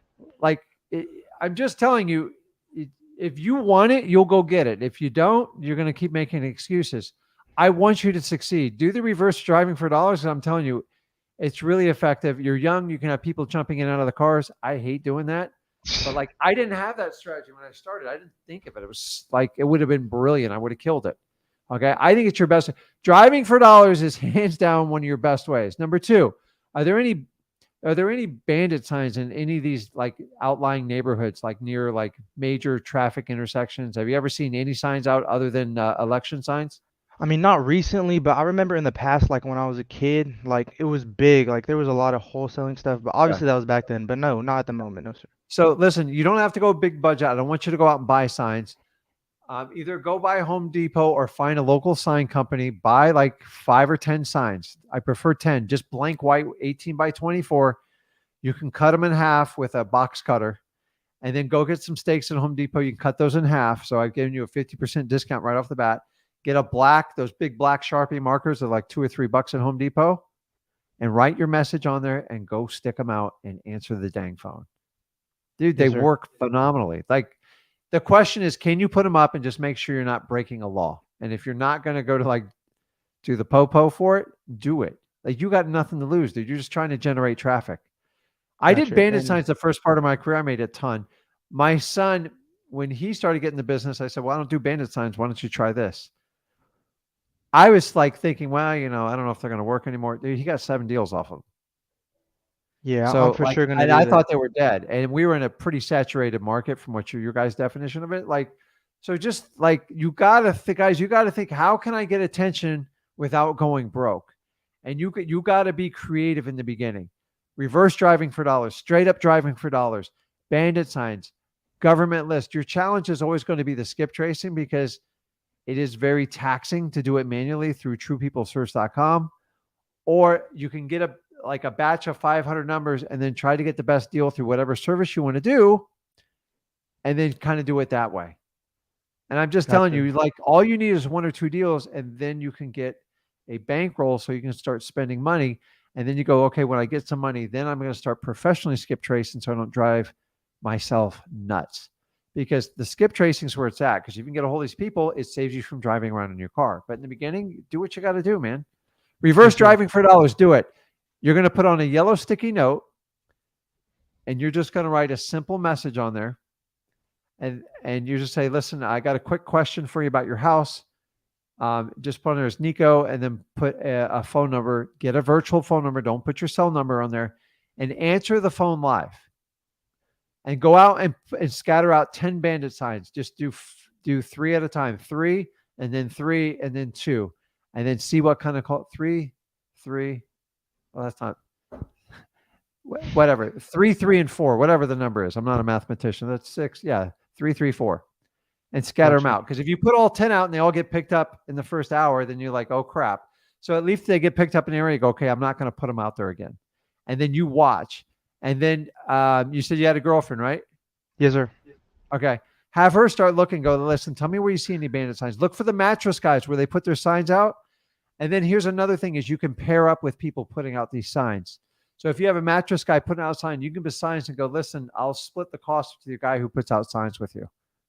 Or I'll give you 50 bucks and put and then sometimes you can even do joint signs. I've done that with. I did that with a dating site once.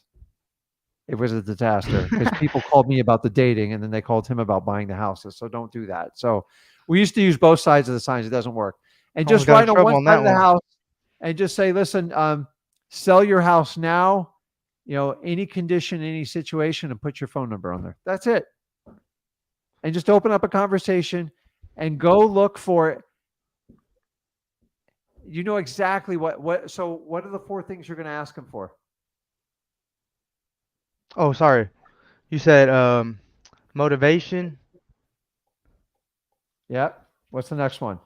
I'm And giving you the then acronyms. the cost. There it is. Wait. No, that's not the cost. That's the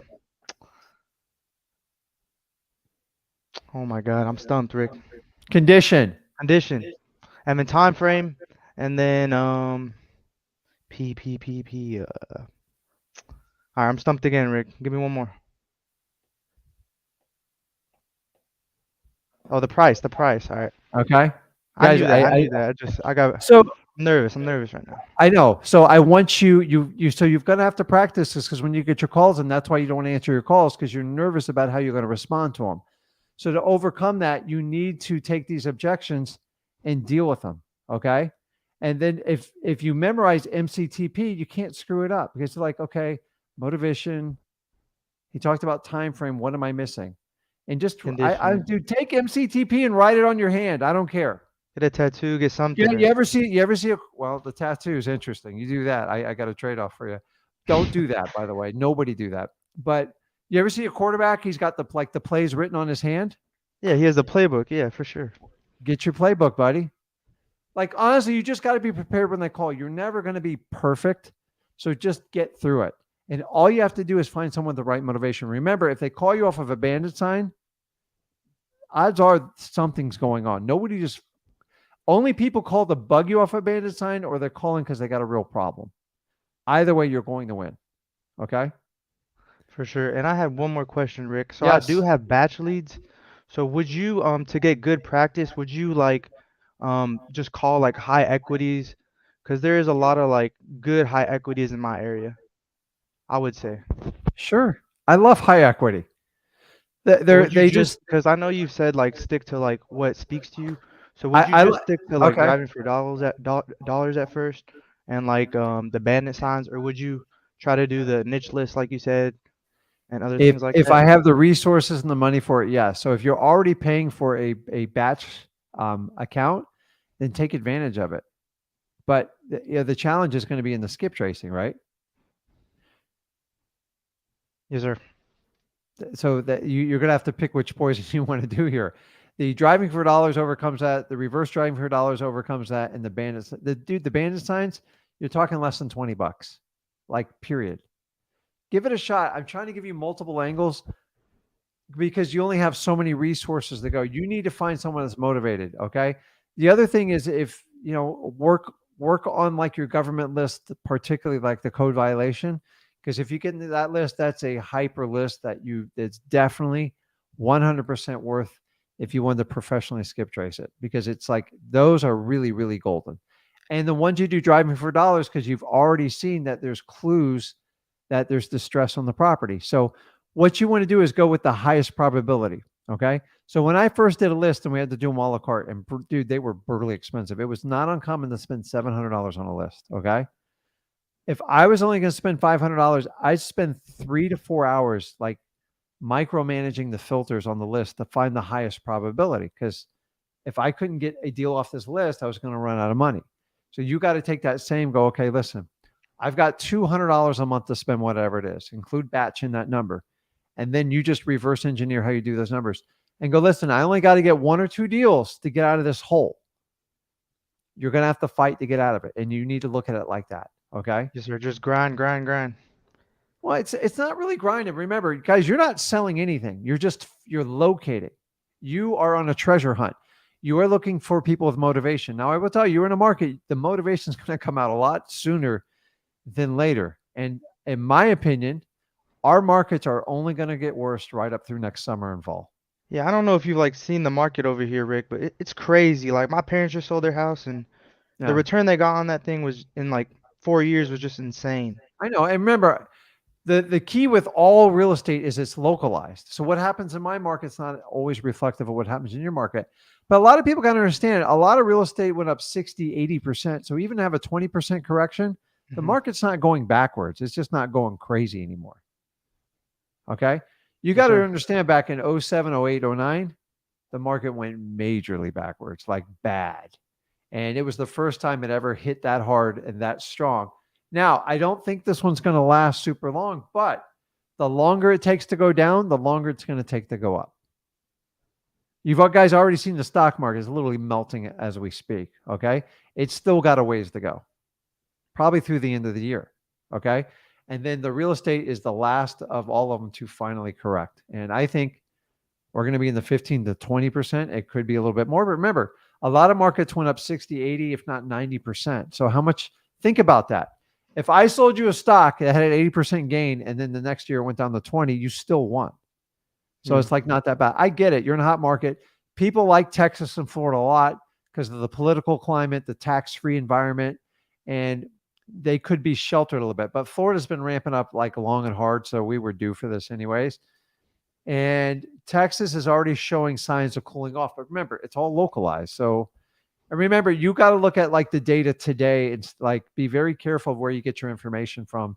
Don't just take your parents' house and go, okay, because they sold it, made it like hundreds of thousands of dollars. Everyone else is like that. It's not like that. Like, you've got to look at all the data. So I would definitely take a look at your realtor data for like the DFW area. Just Google it. It's easy. DFW, National Realtors Association. The problem with it, that data is 3 to 4 months behind. Okay. So you need to make an assessment of your market and see which way it's going. Don't take 1 or 2 persons and get that. I feel a lot of things, but I'm just telling you, man, the markets are correcting. Why do you think the markets are correcting? Tell me. Well, I mean, they have to, right? I mean, they can't just keep going up. So as long as interest rates go up, people can afford less and less of a house. It's harder to qualify for a mortgage. Mortgage applications are in the dump right now. The worst they've seen like in 15 years. I don't have the numbers and stats on me because I don't want to bore you guys with the mortgage numbers. But the problem is our end customers, the rehabbers, the fix and flip guys, they're selling them to people to get these mortgages and they can't get the mortgages anymore. Okay. A mortgage today from a year ago, they can afford 40% less of a house. Oh my you goodness. do the math. So that's going to be so it's coming. I just don't know when. And you know what? Florida, like in my market, it's still good for houses 300 and under. I sell them in a day and I love it. So I stay 300 and below. I'm not even touching the big stuff anymore. I own like a lot of like bigger properties or long-term investments, but I have to ride them out because I can't take the hit. Okay. So we go through them, the lower end stuff. So once you find that medium price, stay at or below it, and you're not really going to feel that pain that you're feeling in that market. But remember, 8% mortgage, 7% mortgage, that's compared to 2 and 3% mortgages. People are in shock. But honestly, guys, a 6 to 7% interest rate should be the norm. The problem is most houses are like approaching 400,000 and 500,000. And traditionally, America was 150, maybe 200, and the costs have doubled on a house. So, has the house gone up, or as the value of the U.S. dollar comes up? That's like the real argument. I think it's more of the U.S. dollar is just we keep diluting it so bad it's like ridiculous. So Yeah, it's not sustainable, but that's yeah. another topic. So you use the 3 strategies I've gone over with you, and just go hard. You just got to get 1 or 2 deals, and then you can put a little bit of money into marketing. But like, this is why we do freewholesaling.com, so you guys aren't stuck. Can you imagine if you paid me $5,000 and I told you like, okay, what are you gonna do now? You're like, I got no money for marketing. Yeah, you'd be sweating So bad. Yeah. you're sweating bad, because that's the biggest problem when you guys go out and get coaches. They're all going to tell you, listen, if I told every one of you to spend $5,000 on a market, I'd make you all look like heroes. Like it would be, but the reality, I'm here to tell you, you guys think spending money on marketing actually is going to make you successful. It usually starts you in the hole because you think you're going to buy your way into it. You're not. Just like you thought you're going to buy your way into some of the coaching, you're going to have to go along the same journey. And if those of you guys can figure out how to do it on a shoestring budget, when you do make money, you are a very dangerous person. That's how I was created. Okay. I created a market in the Florida markets because everybody else was spending $10,000 to $20,000 to $30,000, and I would never spend more than $2,000 or $3,000. And they're like, "How do you do it?" I go, "I've just figured it out. I did it when I had no money. I didn't have a choice. I had to scrimp and save every dime to get to it. So when I did my first mailing list, I already knew how lists work. I knew exactly who to dial in. I knew the price points, and I knew the areas. I knew where I was getting so I would do driving for dollars and bandit signs, and I've got most of my deals in 2 zip codes. So where do you think I mailed to, Nico? I'm sorry, what was the question? I got most of my deals, my bandit signs and my driving for dollars, from 2 zip codes. So when I decided to do direct mail and take a risk and like dial up my game, where do you think I mailed to? The same zip codes, probably. There you go. I couldn't have found those zip codes without doing bandit signs and driving for dollars. I would have smoked through $5,000 and gotten nothing. So I'm just here to tell you guys, if you can do it without spending that huge seed money, because the problem is, say you paid me $5,000. Thank you. Go to my course. And then I'm going to go, Nico, you're going to have to spend $3,000 to $5,000 on marketing to even make it in wholesaling. You'll be like, well, I don't know how to do this business. Like, oh, just pull this list and that. And then you're going to do it. You're going to make a ton of mistakes. Everyone does. And then you smoke through your $5,000. I'm like, okay, now you're going to have to really figure out how to do this business. That is how most wholesaling works, by the way. I swear to you, I'm telling you, because most coaches tell you can't succeed without spending money. It's a complete lie. Okay. Every good business is fabricated on the practicality of you being able to create sales and make things work without huge revenue. Most people don't start off with like $3 million businesses. How do you think Amazon started? The guy started off selling books online, simple stuff, kept a little warehouse, sold stuff out of his house, then did a small warehouse and worked his way up. Do you think he took a $4 billion investment and started doing it? No, he figured out where his customers were, what they wanted, and you're going to do the exact same thing. I know in my market, I have about 6 zip codes. They are gold. And I will never, ever just put them out here on public display, even though most people have figured it out, because then you got to compete with me and my team. And I have a lot of virtual people that come here. They're like, oh, everybody thinks PSL is like the guru challenge. Yeah, I'm not your typical guru around here. We actually do the business. So most gurus, like, they do wholesaling for a year or 2, and then they figure they can make more money coaching. And then they teach all the old school tricks, and it's just so funny to watch it. I love it. It's like, it's so easy. Guys, it's really easy to be a local person that really follows freewholesaling.com, and a virtual comes to the market. It's night and day. You will crush them every time. They can't beat you at speed. You show up at the property, you meet people physically. That's the best way to do it. But I'll also teach virtual because I do virtual. But if I have to compete with a local person, I'm going to be a step behind. There's no way around it. Like nothing beats the human interaction. So, All right, okay, Rick, well, Nico, thank you go so out and much. use them. Yeah, I'm gonna hammer those tomorrow. I'm off the next 2 days, so thank you so much. Okay, you got it, man. Okay, guys, if you are new to this channel, do me a favor. Make sure you go and subscribe. And I release special content videos out here. I do recorded. I do lives every Monday at 8 p.m. Eastern. Tomorrow, Zach will be on the Flip with Rick channel, and he does his cold calling, and that's at 5 p.m. Eastern. You guys, you definitely want to jump on that. It's really valuable.